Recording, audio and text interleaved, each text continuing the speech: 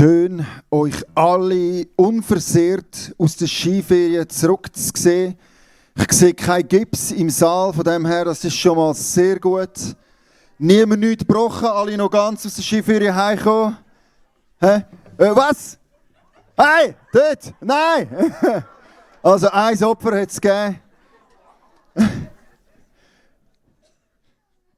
Sehr schön. Ja, wir sind auch noch schnell Skifahren, die letzten 3 Tage. Sehr schön gewesen. Meine 2 jüngeren Kinder haben auch noch gelernt Skifahren und es war sehr cool gewesen. Wir haben es mega genossen und der Levian, der 6-jährige Sohn von mir, hat nach dem 3. Tag lernen Skifahren auf dem Sessellift rauf zu meinem Papi, also zu seinem Grosspapi gesagt. Das einzige Schade ist, dass wenn er dann ja selber an der Olympia fährt, dass er dann nicht mehr Fernsehen schauen kann, während wie die anderen fahren. Genau. Leben mit Vision ist das. Klare Ziel vor Augen haben. Genau. Ja, wir haben dann gefunden, er fährt sehr fest nach dem Prinzip Geld und Angst habe ich keine. Sehr schön. Hey, wir sind in unserer Jona-Serie drinnen. Ich darf euch heute mitnehmen ins 2. Kapitel. Bevor wir das aber machen, das 2. Kapitel braucht sehr fest das 1. Kapitel. Darum, für die jetzt letzte Woche nicht dabei waren, habe ich ganz einen kurzen Recap, Zusammenfassung, eine Rückblende von der letzten Woche, von der letzten Predigt, von dem 1. Kapitel. Das Thema, der Titel ist «Wenn die Gnade dich verschluckt». Um das geht es. Das, was mich am meisten begeistert, fasziniert, neu herausgefordert hat am Jona, ist, wie gross die Gnade Gottes tatsächlich ist. Und wie herausfordernd die Gnade Gottes tatsächlich kann sein. Darum, kurze Rückblendung. Der Brina hat ja schon gesagt, der Micha bringt eine ganz andere Sicht über den Jona. Hey, das ist im Fall gar nicht mal so fest anders, habe ich dann festgestellt. Ich habe mich jetzt in den letzten Wochentagen Stunden mit dem Jona auseinandergesetzt und wo ich ihn am Anfang sehr blöd gefunden habe, bin ich jetzt je länger, je mehr mit einer sehr grossen Sympathie und mit einer Wertschätzung für den Jona daraus rausgekommen. Genau. Ich habe es auch noch erkannt, Sabrina, ich bin auch noch zur Einsicht gekommen. Genau. Von dem her, hey, Rückblick, wer ist genau der Jona, den wir heute anschauen? Und das ist schon wichtig und das ändert sich auch nicht. Und das ist, glaube ich, ganz zentral, dass wir das alle heute wie festhalten und begreifen. Der Jona ist nicht der Held von seiner eigenen Geschichte. Wenn du den Jona liest, dann machst du vielleicht den Fehler wie alle Kinderbüchlis, oder? Wenn du das aufschlägst, um wer geht es? Der Jona. Und ach ist der zuerst ungehorsam, dann verschluckt er den Fisch und nachher ist er der Gute, oder? Das ist nicht, um was es wirklich geht im Jona. Der Jona ist nicht der Held von dieser Geschichte. Es ist sogar sehr gegensätzlich. Wenn du als Jude, als Israelit das Buch gelesen hast, dann ist das extrem das Gegenteil gewesen und wird dich herausgefordert haben bis auf die Knochen, das Buch vom Jona, die Geschichte vom Jona. Weil es ist nämlich verkehrte Welt. Die eigentlich die Bösen sind irgendwie die Guten in dieser Geschichte. Und der eigentlich gut sein sollte, das ist irgendwie der Vollpfosten in dieser Geschichte. Und genau um das geht es beim Jona. Es soll dich als Leser maximal herausfordern. Also, auf die Frage, wer ist der Held? Im Buch von Jona gibt es 3 gültige Antworten, würde ich sagen. 3 Antworten, wo man könnte sagen, ja, das sind die Guten, das sind die Helden von dieser Geschichte. Entweder ist es der assyrische König. Und das musst du dir mal vor Augen führen, was das gemacht hat mit einem Israelit, der das liest. Was? Der assyrische König ist der Held. Die zweiten, die gut sind in dieser Geschichte, sind die Seeleute. Und das ist für uns jetzt okay, in dem Fall, ja, sind das die guten Seeleute. Aber du musst verstehen, die haben zu dieser Zeit mitunter den schlechtesten Ruf gehabt, den man so haben kann. Also die verruchtesten, schlimmsten Menschen, die es überhaupt gibt, das sind Seefahrer. Das sind morallose Menschen, die haben kein Verständnis und das sind ganz böse Menschen. Das sind die umkehren und Buße tun. Bevor das der Jona überhaupt jemals ansatzweise überhaupt an das denkt. Und das Dritte, der Held von dieser Geschichte, ist Gott und seine Gnade.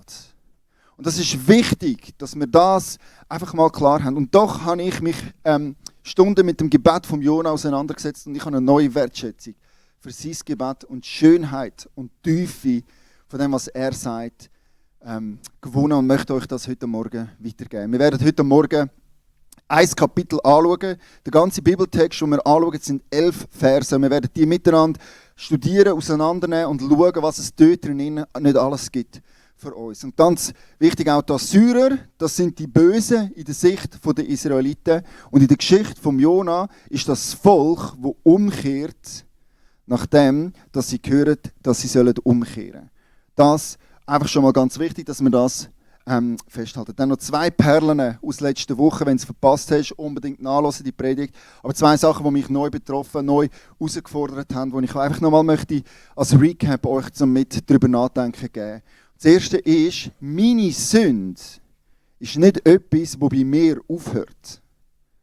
Sondern wenn ich sündige, betrifft das immer auch andere Menschen. Und das hat mich neu erfasst, neu die Wahrheit. Ja, stimmt, wenn ich Fehler mache, wenn ich mich versündige, ist das nicht nur einfach etwas zwischen mir und Gott, sondern das hat Effekt und Auswirkungen auch für Menschen in meinem Umfeld drinnen. Das hat mich ganz neu gechallenged. Und das Zweite ist einfach, wo Jona versagt hat, die 3 Tage im Buch und Jesus als Gegengewicht, wo siegreich war. Die Parallelen, wo auch im Matthäus-Evangelium dann wieder aufgenommen wird, die 3 Tage vom Zeichen von Jona, wie siegreich Jesus dort war. Hey, wenn du das nochmal genauer sehen oder verstehen, was ich jetzt da kurz erwähnt habe, dann kannst du auf YouTube einfach die Predigt von der Dabrina von letzter Woche nochmal nachlesen, Kapitel 1. Alright. Und da möchte ich jetzt im Gebet innehalten und dann mit euch einsteigen in den Text, den wir heute miteinander werden anschauen. Jesus Christus, ich danke dir von ganzem Herzen, dass du siegreich warst. Merci vielmals, hat dich der Tod nicht halten können. Merci vielmals, bist du nicht geblieben in diesem Bauch, in diesem Todesumarmung drinnen, sondern du bist auferstanden. Und du hast den Sieg davongetragen. Für das geben wir dir Ehre. Und wir bitten dich jetzt auch, dass du den Text auftust, Heiliger Geist. Dass du zu uns redest, dass du uns überführst. Und dass du dort den Finger drauf legst, wo du möchtest den Finger drauf legen. Wir sind da zum Lernen von dir, zum verändert werden von dir und zum herausgefordert werden von dir und deinem Wort. Und alle, die einverstanden sind, dürfen gerne mit mir zusammen sagen, Amen. Amen. Ich hoffe, dir ist klar gewesen, was du jetzt gerade Amen gesagt hast. Ich habe es sehr bewusst formuliert, lass dich herausfordern, der Heilige Geist soll reden, soll überführen, soll den Finger drauflegen. Hey, ich hoffe, du hast das ernst gemeint, das Amen will. Wenn ja, dann wirst du heute verändert rausgehen, weil Jesus und Gott, die sind treu zu ihrem Wort. Alright, jetzt Kapitel 2. Und wir werden jetzt als erstes miteinander einfach den ganzen Text, das ganze Kapitel 2, mal einiges miteinander lesen. Und ich habe bewusst eine ältere, schwierigere Übersetzung genommen, weil die sind einfach häufig noch ein bisschen wortgewaltiger. Und du musst verstehen, das ist ein Gedicht, das wir jetzt miteinander lesen. Das ist ein poetisches Meisterwerk, würde man schon fast sagen, wo bewusst konzipiert und zusammengestellt worden sind für auch den dramatischen Effekt der Worte, die dort gewählt sind. Du darfst gerne auch deine Bibel schon mal aufschlagen. Wir werden jetzt miteinander zuerst einig den Text am Stück lesen und nachher werden wir nochmal durch den ganzen Text durchgehen und bei jedem Wort, das interessant ist, Pause machen und das anschauen und auseinandernehmen. Ich hoffe, ihr seid bereit für ein bisschen Bibelstudium an dem heutigen Morgen, weil das ist, was es gibt. Und so darf ich lesen, Jona Kapitel 2. Und der Herr, ihr habt es übrigens hinten auch eingeblendet, wenn ihr eure eigene Bibel nicht dabei habt, könnt ihr da mitlesen. Und der Herr entsandte einen großen Fisch, der Jona verschlingen sollte. Und Jona war im Bauch des Fisches 3 Tage und 3 Nächte lang. Und Jona betete aus dem Bauch des Fisches zu dem Herrn, seinem Gott, und sprach: Aus meiner Drangsal rief ich zu dem Herrn, und er erhörte mich. Aus dem Schoß des Todesreiches schrie ich, und du hörtest meine Stimme. Denn du hattest mich in die Tiefe geschleudert, mitten ins Meer, dass mich die Strömung umspülte. Alle deine Wogen und Wellen gingen über mich. Und ich sprach: Ich bin von deinen Augen verstoßen. Dennoch will ich fortfahren, nach deinem heiligen Tempel zu schauen. Die Wasser umringten mich bis an die Seele, die Tiefe umgab mich. Meergras umschlang mein Haupt. Zu den Gründen der Berge sank ich hinunter. Die Erde war auf ewig hinter mir verriegelt. Da hast du, Herr, mein Gott, mein Leben aus dem Grab herausgeführt. Als meine Seele in mir verschmachtete, gedachte ich an den Herrn, und mein Gebet kam zu dir in deinen heiligen Tempel. Die Verehrer nichtiger Götzen verlassen ihre Gnade. Ich aber will mit lauter Stimme Lob opfern. Was ich gelobt habe, das will ich bezahlen. Die Rettung kommt von dem Herrn. Und der Herr gebot dem Fisch und er spie Jona ans Land. Das ist der Text, den wir heute anschauen. Das Gebet vom Jona im Bauch vom Fisch drinnen. Und wir gehen jetzt nochmal den Text durch. Ich habe immer dort, wo wir kurz etwas anschauen, wo wir eine kurze Pause machen, wo wir ein paar Erklärungen dazu haben, habe ich so unterstrichen, dass ihr seht, wo wir sind im Text. Ich könnt gerne einfach nochmal mitlesen. Und das fängt schon an mit der Herr Entsandte. Und das ist verlinkt mit dem Titel von dieser Predigt. Gnade Gottes hat den Jona verschluckt. Wenn wir uns erinnern, als letztes Kapitel, wir haben die Geschichte eigentlich mit dem Sturm aufgehört, wo der Jona gefunden hat, hey, rührt mich ins Meer. Was ja so nobel aussieht am Anfang, ist eigentlich ein weiterer Akt von Rebellion gewesen. Was der Jona ja sagt, ist, weisst du was, lieber sterben als folgen. Rühre mich ins Meer, dann bin ich weg und fertig und ey, ich muss meinen Auftrag nicht vollenden. Der Jona hätte eigentlich wollen, sein Leben beenden und sagen, ich sterbe lieber, als das zu tun, was du mir Gott aufgetragen hast. Und wenn er sich ins Meer rührt, findet ihn Gnade Gottes trotzdem wieder und der Fisch verschluckt ihn. Gott sagt, nein. Wir sind noch nicht fertig. Meine Gnade hört auch dann nicht auf, wenn du fertig bist. Es geht dann weiter, wenn du gefunden hast, ich möchte nicht mehr, ich bin dann. Sogar dann geht die Gnade Gottes weiter und sie verschluckt den Jona im Fisch. Und übrigens, wer sich schon gefragt hat, was ist das genau für ein grosser Fisch? Das ist alles, was der hebräische Text hergibt. Das kann sowohl ein Wal, ein Hai oder irgendein grosses Tier sein, das im Wasser drinnen lebt. Ich möchte jetzt da auch gar nicht grösser auf das Detail eingehen. Und jetzt, wer weiss, ist das echt wirklich ein Wal gewesen, oder ist es ein Hai gewesen, oder ist es ein Seehund gewesen? Habe ich tatsächlich im einen Kommentar gelesen, der vorgeschlagen hat, es wäre ein Seehund gewesen. Ich habe mir einfach so kurz die Frage gestellt, okay, ein Seehund?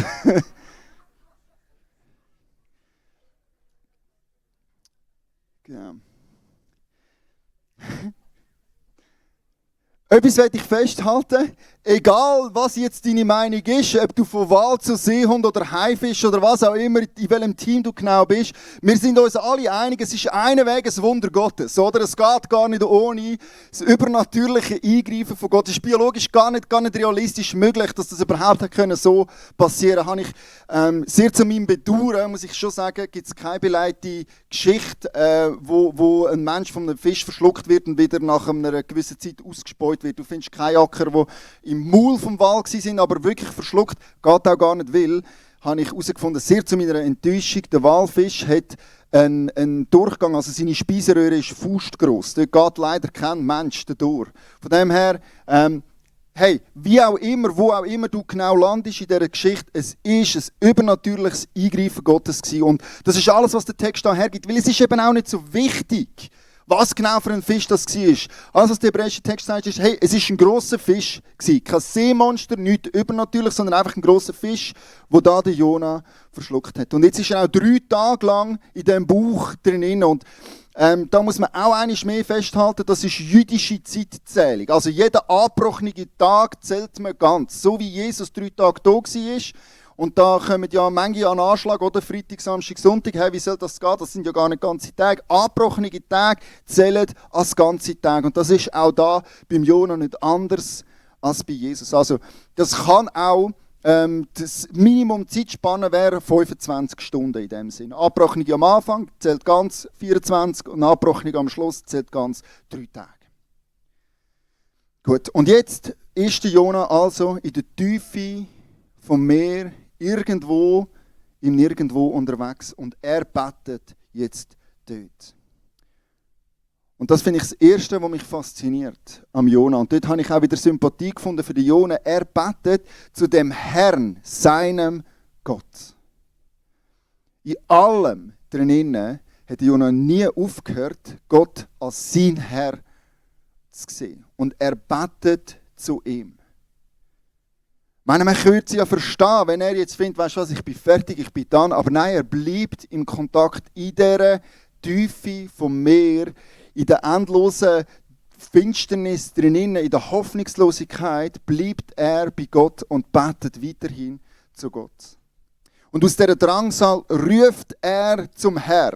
Und dort lesen wir den Satz, rief ich zu dem Herrn. Und das ist eine Formulierung mit Gewicht. Und ich glaube, das ist auch spezifisch dort hergestellt an den Text dran. Weil rief ich zu dem Herrn, genau die Formulierung haben die Seeleute auf dem Schiff oben schon gemacht. Also es ist die gleiche Formulierung. Das, was die Seeleute oben in der Not auf dem Schiff gemacht haben, macht jetzt der Jona Feng im Bauch vom Fisch. Und ich glaube, das ist ein Kontrast zum Rausstreichen, was für ein elend sturer Grind der Jona war. Was die Seeleute schon im Sturm oben erkannt haben und da haben, auf ihre Knie gefallen sind und gesagt haben, Herr, hilf! Hätte Jona zuerst müssen über Bord geschmissen werden, ins Wasser hineingerührt werden, von einem Fisch verschluckt werden und nach ich weiß nicht wann genau, wie viele Stunden dass er in dieser Finsternis, in diesem Bauch drin war, bis er endlich auch dazu kommt und so zum Herr ruft. Und vielleicht ist das auch der Grund, wieso dass mir der Jona so sympathisch ist. Er erinnert mich immer wieder so fest an meine Tochter. Wo auch einfach so stur kann sein. Wenn du der Caitlin sagst, Caitlin, wenn du das nicht anders machst, dann darfst du 3 Tage nicht im Fernsehen schauen. Ist ihre Reaktion, okay, wie wäre es mit einer Woche? Es ist einfach, sie ist konsequenzresistent. Es ist ihre Reaktion ist immer im ersten Moment einfach mal stur. Nein, also do your worst. Und der Jona ist genau so einer. Weißt du, die Seeleute haben es schon lange begriffen. Die sind oben auf dem Schiff schon am Umkehren gewesen. Aber nein, der Jona muss zuerst ins Meer gerührt werden, von einem Fisch verschluckt werden, stundenlang in einem Bauch von einem Fisch drin sein, bis auch er endlich zu dem Moment kommt und zum Herr anfängt zu rufen. Gleiche Formulierung. Und aus dem Schoss daraus fängt er jetzt an zu beten. Und er sagt, aus dem Todesreich habe ich gerufen. Aus dem Todesreich. Er vergleicht den Bauch vom Fisch mit dem Sheol. Das ist das Wort, das da gebraucht wird. Das Todesreich, wo die Toten drin sind. Also in grösster Verzweiflung, in tiefster Not drinnen ruft er jetzt zu Gott. Und das ist ja im Meer, in der Tiefe vom Meer drinnen. Wer Anfang Jahr im klassischen Gottesdienst war und dort Predigt gehört hat zu den Drachen in der Bibel, der wird jetzt einklinken, wird verstehen, ah ja genau, dort haben wir das ja gehabt. Das Meer ist die bedrohliche Chaoskraft, wo das Böse fast schon daheim ist, wo eben der Seeungeheuer drin wohnt. Und dort findet sich der Jona wieder mitten in dem gefährlichen Chaos, wo Wellen über ihn zusammenschlagen und wo er immer tiefer drin absinkt in das Sheol, ins Reich der Toten hinein. Und dann lesen wir im Vers 5, dennoch will ich fortfahren. Und das hat mich zutiefst berührt und bewegt. Dass in dem drinnen, in allem, was passiert ist, sagt der Jona und haltet fest, dennoch, trotz allem will ich festhalten und nicht aufhören, Gott, der Herr, anzubeten. Und er bringt seine Sehnsucht zum Ausdruck, nach was es sich sehnt, nämlich nach dem heiligen Tempel in Jerusalem, nach dem Ort von der Gegenwart Gottes, zum wieder dort dürfen sein, zum wieder in dieser Gemeinschaft mit Gott drinnen dürfen zu verweilen und nach dem sehnt er sich. Was für eine tiefe, schöne Sehnsucht. Wenn du dir jetzt vorstellst, du wärst am Ende von deinem Leben, im letzten Atemzug. Ich wünsche mir für mich sehr fest auch, dass ich dann Sehnsucht nach der Gegenwart Gottes habe. Dass das etwas ist, nach dem ich mich sehne, was jetzt wichtig ist. Das ist so dass, hey, wenn alles verschwindet auf dieser Erde, was ist dann noch wichtig? Und der Jona hat so einen Moment, so einen Reality-Check-Moment. Und er kommt zum Schluss, ich sehne mich nach der Gegenwart Gottes. Dann lesen wir weiter im Vers 6, dort kommt das Meeresgras. Und das hat mich schon fasziniert, Meeresgras.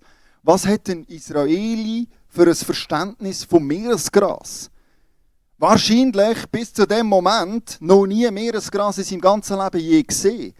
Ist ja nicht so, als wäre das irgendwie mega küstennah oder so, wo er aufgewachsen ist. Und doch beschreibt er, wie das Meeresgras seinen Kopf umwickelt. Und es ist ein Ausdruck, Meeresgras, das wächst auf der Tiefe vom Ozean. Also was er da poetisch zum Ausdruck bringt, ist, tiefer geht es nicht mehr. Ich bin jetzt angekommen. Und zu den Gründen der Berg sinkt er runter. Die Erde ist für ewig hinter mir verriegelt. Sehr fatalistisch, endgültig. Und da hilft es, um das noch ein bisschen besser zu verstehen, wenn wir das Weltbild aus der Antike noch mal vor Augen haben. Und da habe ich euch extra das Bild mitgebracht. Ich hoffe, ihr seht das auch in der hinteren Reihe. Das Weltbild. Wenn ich euch sage, hey, die Erde, dann kommt bei euch vor dem inneren Auge ein Bild. Und ich gehe ja mal davon aus, bei euch allen ist das nicht eine flache Scheibe, fingers crossed, sondern das ist eine Kugel oder ein Globus.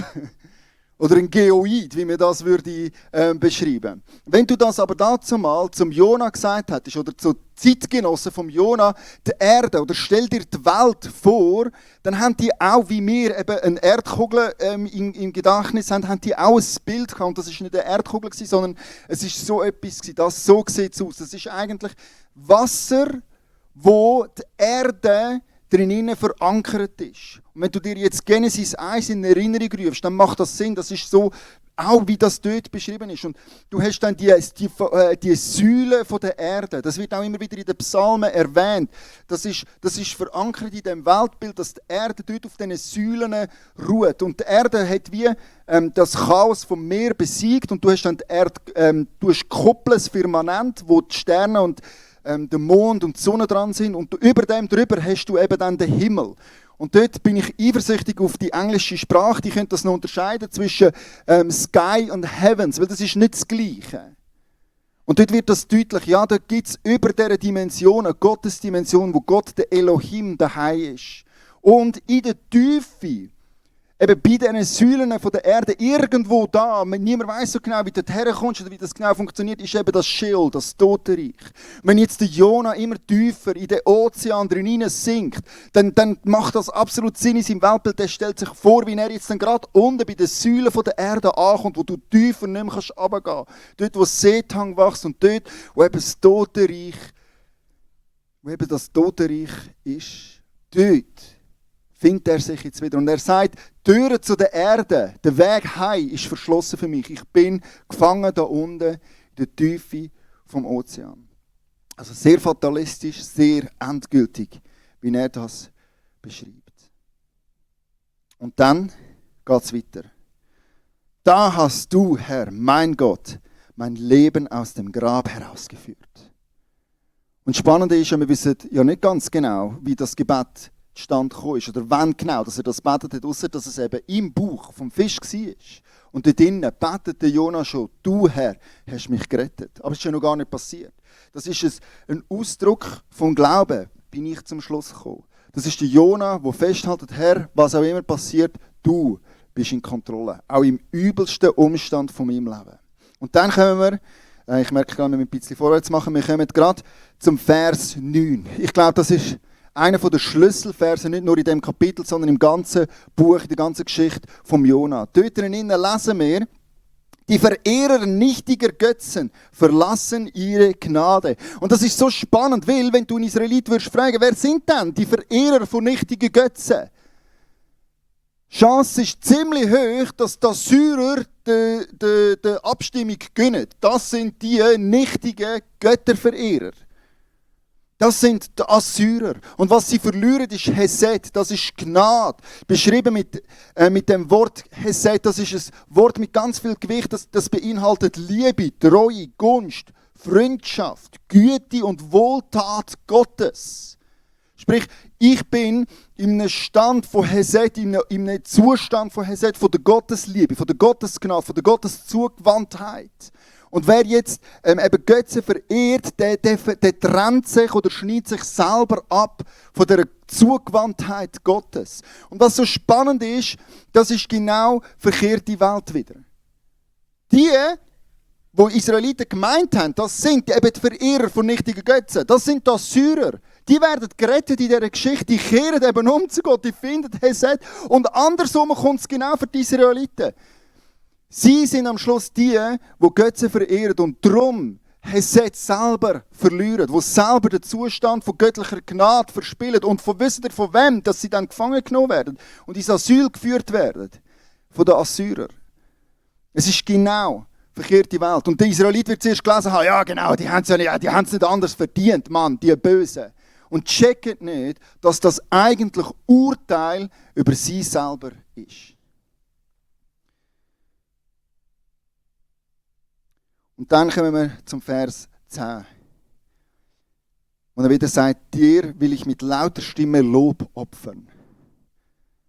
Was für eine schöne Formulierung. Und ich finde auch, was für eine tiefe Erkenntnis der Jona da hat. Er lebt in einem Opferkult, wo du mit dir Opfer bringen. Und er sagt, mit meiner Stimme, mit meinem Lob bringe ich dir ein Opfer dar. Mega, mega tief und schön. Da irgendwie wieder die Spannung von der Erkenntnis Gottes, die Jona trotz allem hatte. Und er schließt mit Rettung kommt von dem Herrn. Auch wenn es nicht so war, nachher in der Geschichte, wie er sich das genau vorgestellt hat oder wie er findet, müsste es laufen. Die Rettung kommt tatsächlich vom Herrn. Nur ist die Rettung viel grösser, als die Jona sie wahrhaben und gilt mehreren Menschen, als es in seiner Weltanschauung möglich gewesen wäre. Und so enden wir mit dem letzten Vers. Und der Herr gebot dem Fisch und der spie Jona ans Land. Das Wort spie müssen wir eigentlich viel besser mit kotzte übersetzen. Jona ist ans Land gekotzt worden von dem Fisch. Richtig. Ich könnte noch einen Soundeffekt jetzt einbauen, aber ich würde meine Zeit lieber noch brauchen, zum Conclusion zu ziehen. Ich habe nämlich 4 Sachen mitgenommen, was uns die Geschichte vom Jona lehrt. Was wir vom Jona lernen können. Ein Lehrer von mir hat nämlich mal im College gesagt, du kannst sowohl von guten Vorbildern als auch von schlechten Vorbildern lernen. Das ist ja alles eine Frage von der Einstellung und das stimmt. Wir können auch vom Jona lernen. Auch wenn er vieles falsch gemacht hat, hat er doch ein paar Sachen richtig gemacht und von denen möchten wir lernen. 4 Punkte. Und das erste ist, er hat Gottes Wort gekannt und hat Halt drin gefunden. Wenn du nämlich sein Gebet studierst und schaust, wirst du feststellen, dass es unglaublich viele Parallelen zu Psalmen. Ganz viel von den Psalmen bringt er in leicht abgewandelter Sprache selber zum Ausdruck. Und du merkst, hey, wie er tief verankert war in dem Wort Gottes drinnen. Und wie ihm das eine Stütze war, ein Halt in der tiefsten Not von seinem Leben drinnen. Hat er können zehren von dem Schatz, den er hatte. Und er konnte zum Ausdruck bringen, was er empfindet. Weil er sich auskennt hat, weil er das Wort Gottes kennt hat und ihm das Kraft gibt. Du kannst denken und sagen, was du willst über den Jona. Ich finde, das war ein absolut resilienter Mensch. In den übelsten Umständen wirft er nicht das Handtuch, sondern er ist immer noch am Betten und positiv, irgendwie immer noch ausgerichtet und weiss, hey, yes, 3 Tage im Bauch vom Wal ist nicht das Ende, das ist noch nicht vorbei, die Geschichte ist noch nicht geschrieben. Und er hat eine unglaubliche Resilienz und ich glaube, das kommt von seiner Verankerung, Verwurzelung im Wort Gottes drin. Und ich glaube, das ist ein riesen Schatz für uns. Wenn wir uns im Wort Gottes verankern und verwurzelt, dann gibt das einen resilienten Schatz, wo wir darauf zugreifen können. Wenn wir uns mal, ich hoffe jetzt ja nicht wörtlich, aber figurativ im Bauch vom Wal wiederfindet. Und das Zweite, was mich fasziniert am Jona ist, er ist im Gebet geblieben. In allem drinnen. In allem drinnen ist er im Gebet und verbunden mit Gott geblieben. In der Rebellion drinnen, im Ungehorsam drinnen, im Wegrennen von Gott. Irgendwie ist er immer noch sein Gott, der Herr, am Arbeiten gewesen. Was für ein Vorbild, no matter what. Und das wünsche ich mir für mich.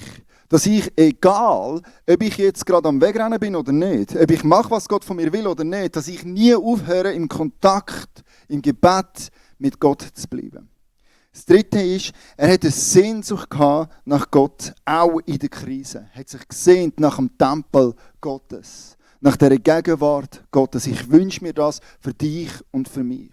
Dass in den übelsten Umständen du nie aufhörst, dich sehnen nach Gott, nach dieser Verbindung mit dem Vater. Und das Letzte, Gottes Gnadenplan kann jeder brauchen.